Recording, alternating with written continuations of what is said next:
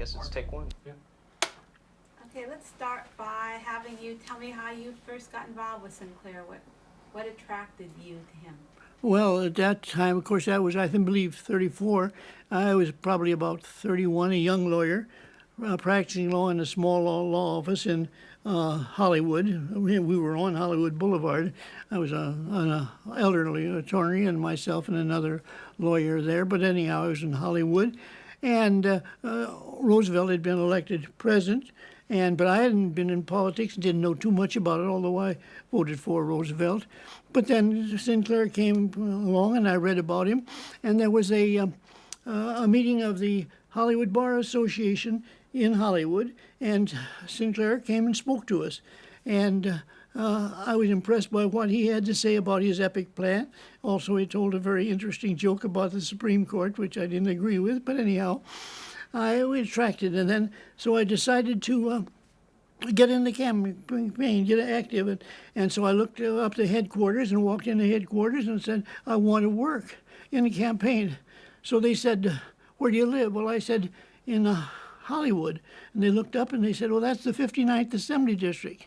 And I said, well, all right. And I found out that the 59th Assembly District was from Vine Street, Rossmore, to and including all of Beverly Hills, and it ran from Pico to and including Mulholland Drive, the whole of Hollywood, you know. And so they said, you're the executive secretary of the 59th Assembly District. You'll run a campaign there. And they gave me 3 cards with names of people who were supposed to live in the district who were interested in it. Well, I got in touch with them. They had no interest. But they said, go out and organize epic clubs, end poverty in California. So they called it the epic clubs. And they said you can use the schoolhouses, get a permit to use a schoolhouse, and form an epic club. So I went down to the Board of Education and I applied for a permit to use a school. And then I went and published, maybe 300, 400 handbills, learn about Upton Sinclair and his plan for California.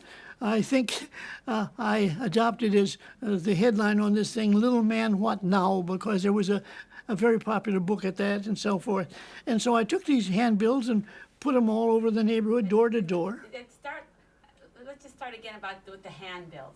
And tell me about, you made up, how did you make up the handbills? I just wrote them up myself. Take two.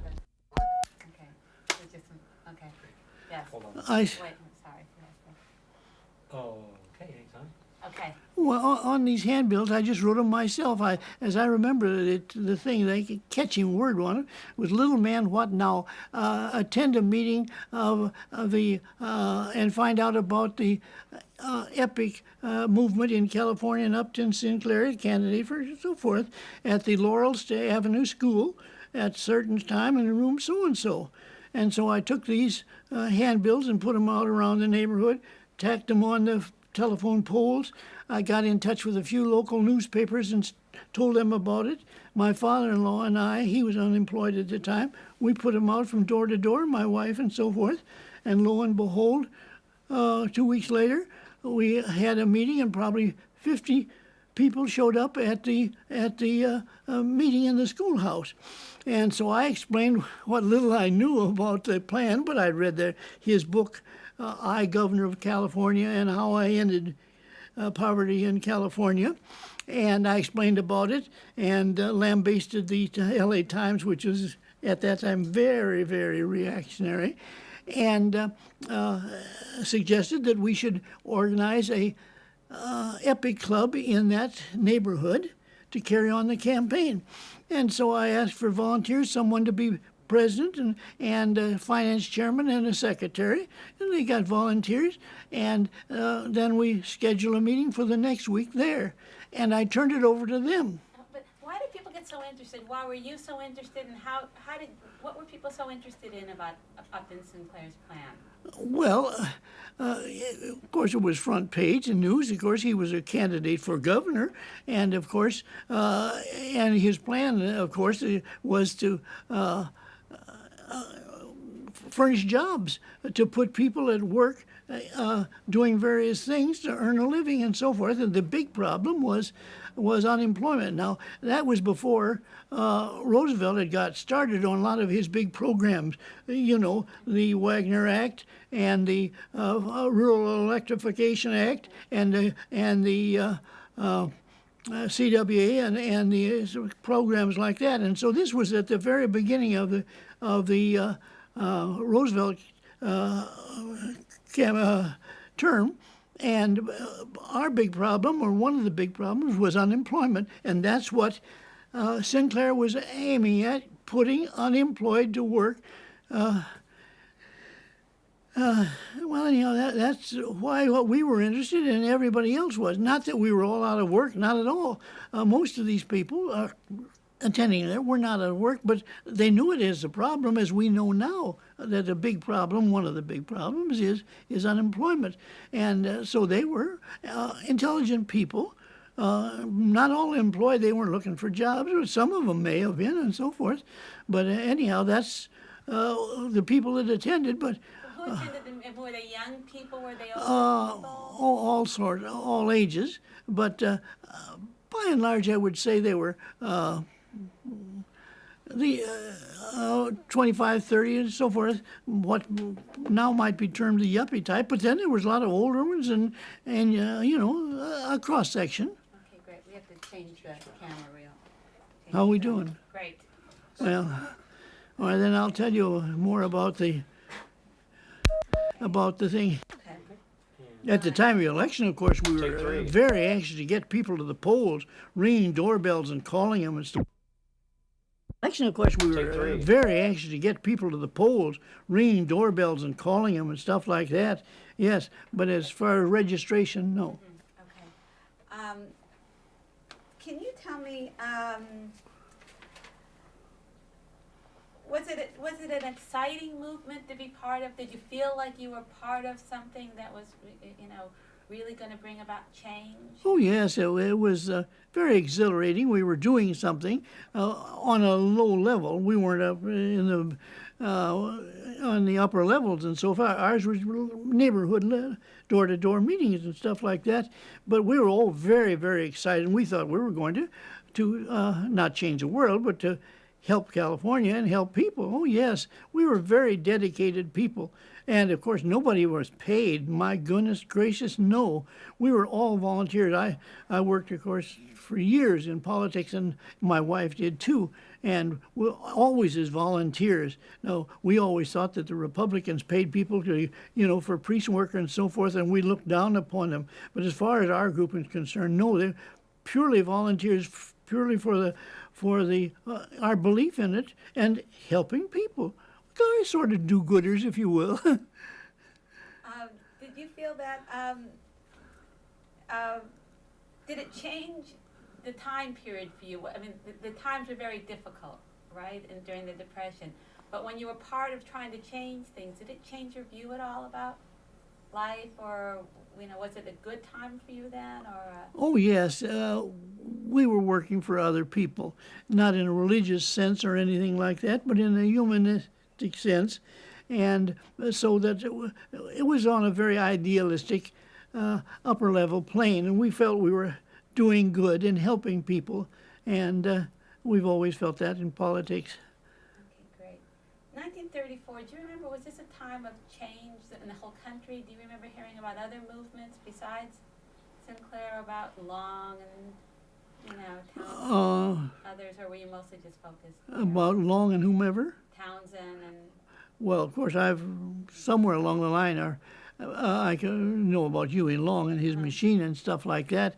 But there was in California, there was the so-called Townsend movement started by a Dr. Townsend.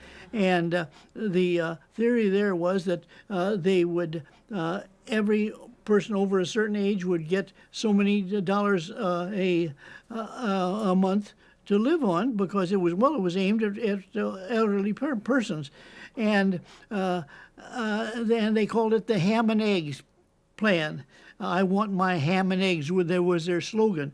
And so they had Townsend clubs all over the place. Now, and they had, I believe, an initiative on the ballot for the Townsend Plan. And so that went along with, that was a big movement, but it had nothing to do with governors and things like that. It was purely aimed at this one thing. Okay. And if you want to know more about it, of course, they asked Sinclair. No, actually, I think this is. Well, I can tell you, he lost the election because he wouldn't favor it. In other words, they asked Sinclair, was he favor the Townsend Plan? He said no, because the basis of that was a sales tax, and he said a sales tax is a tax on the poor. So he said he was against it. If he'd kept his mouth shut and said no comment or something like that, or I'm just running for governor, he would have got a lot of those Townsend votes, and he would have been elected. But he wasn't a politician. No, he should have kept his mouth shut, as I said. I interrupt you for 1 second. Yeah. The sun has come out, and I'd like to take about 45 seconds. Sure. Put an end to it.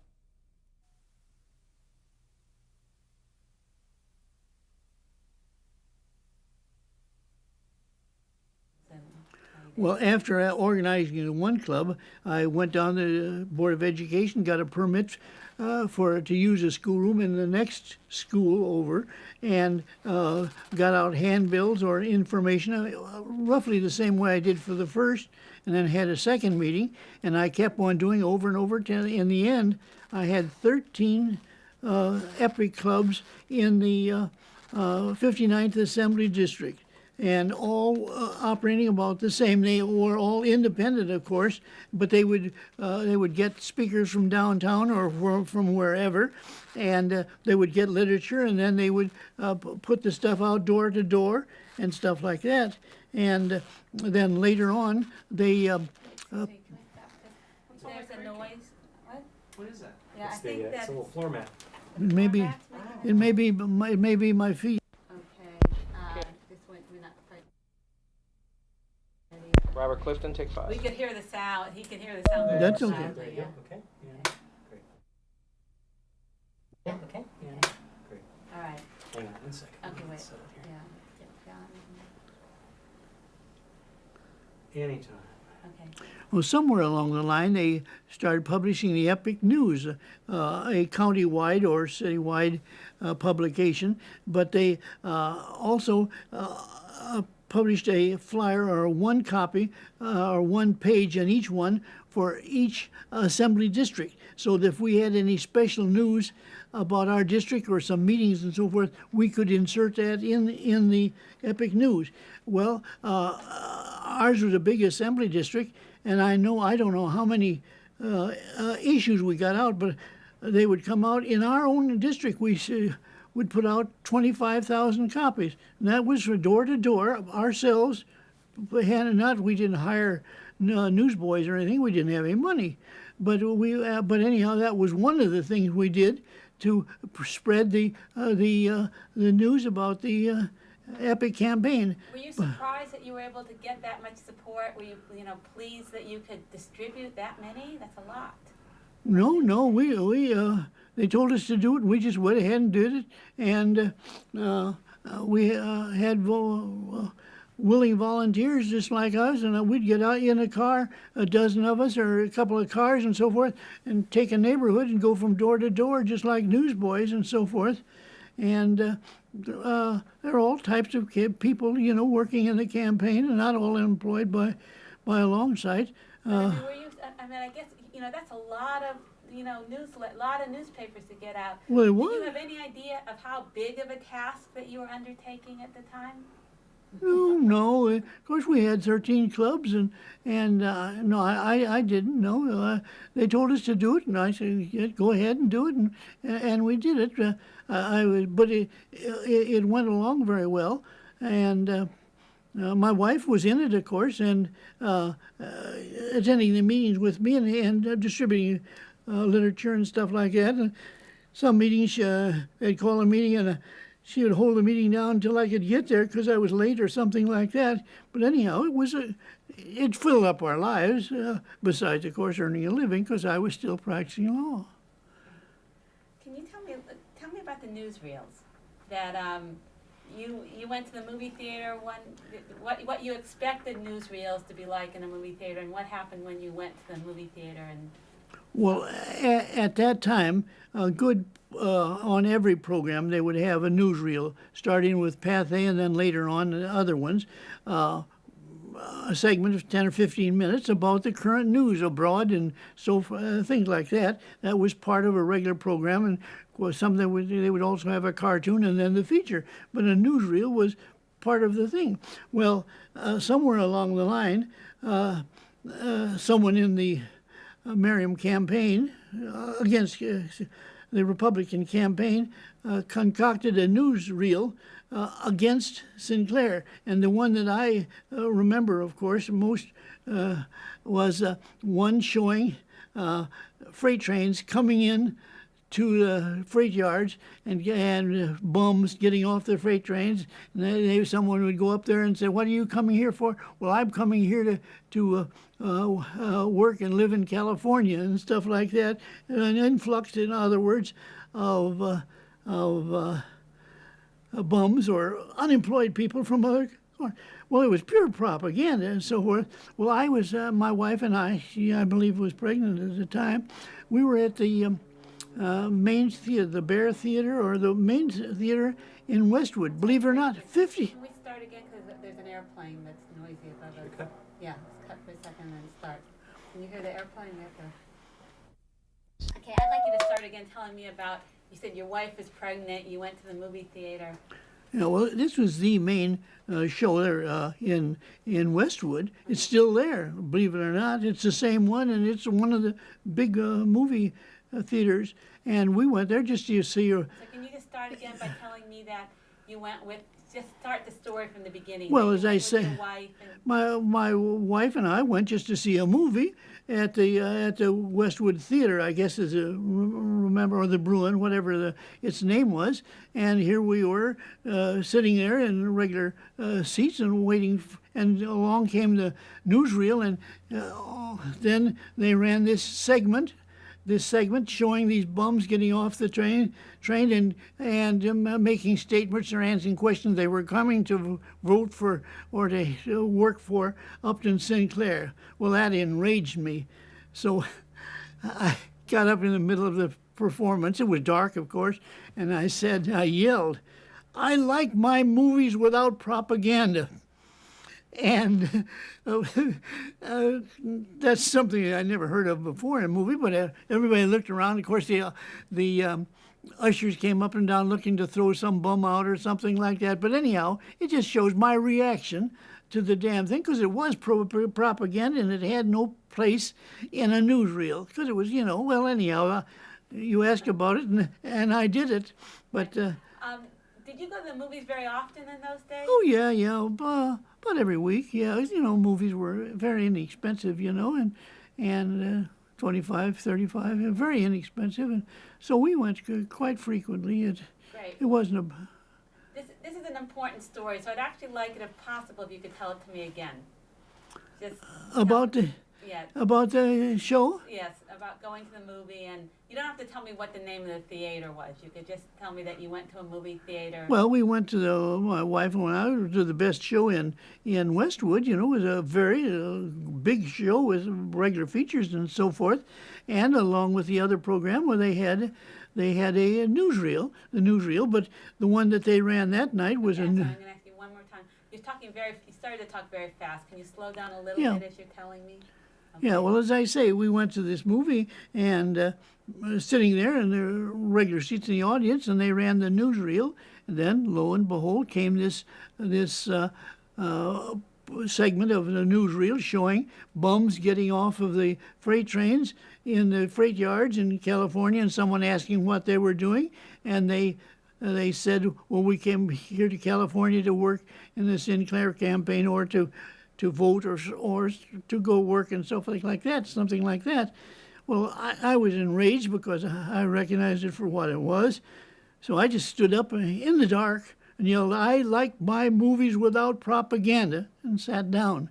Well, everyone looked around, who was it and so forth, and the ushers came on to throw the bum out or something like that. And my wife, of course, was horribly embarrassed by the thing, but anyhow, that was my reaction to this propaganda, and I would do it again, even though at that time I was only 31. Okay, we need that, yeah. Thanks, Tom. Great. I can tell you another. Okay, take 7. So I'm going to start just by telling you just the beginning of that story again. You don't have to tell the whole story, and then we're going to ask you another question. Yeah, well, you were asking me about this episode in the theater. My wife and I attended the theater, very lovely theater. She was about 8.5 months pregnant, and she sat in the loges because it was more comfortable there. And we were sitting there in the dark watching, and along came the newsreel, and they ran this segment showing these bums getting off the freight train and saying that they were coming there because of Upton Sinclair's campaign and to get jobs or whatever, or to not to work and stuff like that. Well, this enraged me, so I stood up in the dark and yelled, "I like my movies without propaganda," and sat down. Well, I think they turned the lights on and they looked out to see who this guy was who was causing a commotion and so forth. My wife, of course, was very embarrassed and so forth, but anyhow, I was 31, and I would do it again, though, because it had no place in the newsreel. It was propaganda. Okay, great. Good. Can you tell me, Glenn, yes. I want to do the end of that again because of the jet that just went by. Oh, my. All right. All right. Still rolling. Okay. We're starting at what point? Beginning? Yeah. Okay, one more time. I'm sorry. Yeah, well, you were asking me about this episode in the movie theater. Well, my wife and I, we went to the movies quite often, and we were there in the middle of Westwood, a very lovely theater, and sitting in the loges. My wife, I believe, was 8.5 months pregnant, and we were sitting there in the dark, and they ran the thing, and all along came this newsreel, and in it this segment about bums getting off of freight trains in the freight yards, and someone asked him why they were coming there, and they said they were coming there to live in California because of Upton Sinclair and his plan and so forth. Well, this enraged me, so I stood up and yelled, "I like my movies without propaganda," and sat down. Well, the lights went on, and everybody started looking, or the ushers looking for who this guy was making all this noise, and my wife was embarrassed and so forth. But anyhow, it was just an episode, but it was my reaction to this bit of propaganda. And as I say, I was only 31, but I'd do it again. I can, well, maybe I should tell you another. You can leave it out. If after I was with a group of our men walking, the Epic Club members, distributing these papers from door to door, and none of us were paid, and we were tired and on our way back and so forth. And we always had a feeling, of course, the other side, the Republicans, had all the money and they paid precinct workers to do stuff like that, but we were doing it and so forth. And of course, we had to paint signs of ourselves and stuff like things like that, because it was our program was strictly from poverty, to use the old.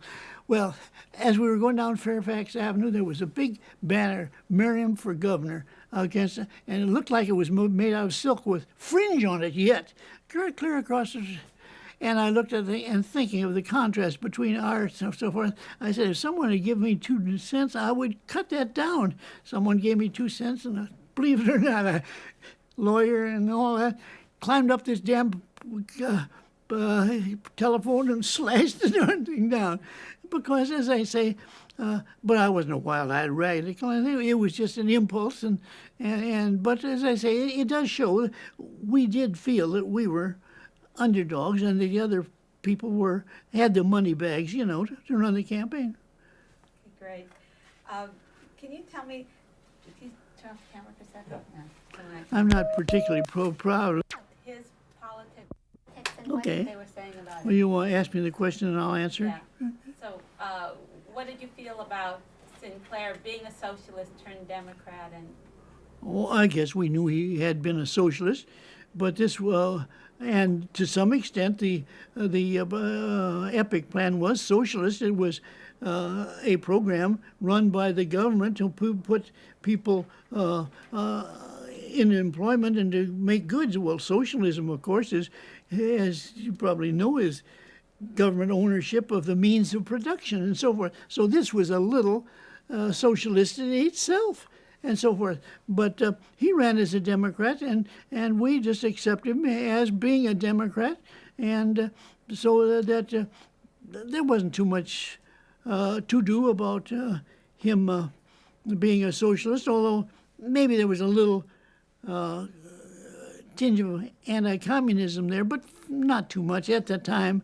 Although there was an anti-communist movement at the time, and I believe we had on the police department, we had a Red Squad who attended meetings and so forth, and actually looking for communists who were supposed to be criminals. And I believe at one of my meetings, there were a couple of policemen there from the Red Squad looking to see what happened. But anyhow, nothing came of it and so forth. But anyhow, we knew Sinclair had been a socialist, obviously. Okay.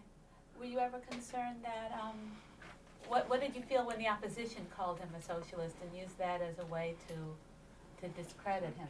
Yeah. Let's just get the slide again. Take 10.